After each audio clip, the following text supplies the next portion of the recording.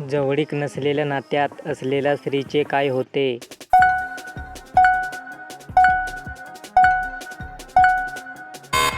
उत्तर: एखाद्या महिलेसाठी लैंगिक संबंध नसलेले लग्न तिला प्रेम, आदर, संबंध, जवळीक आणि कधीकधी निष्ठा देखील कमी वाटू शकते.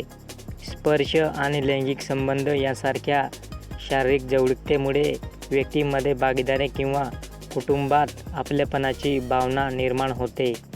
तुमची जवळीक गेली आहे हे कसे कळेल?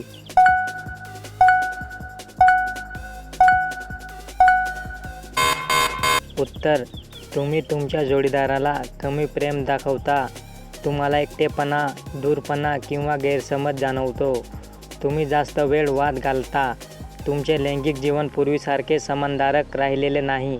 लग्नात जवळीक महत्त्वाची आहे का?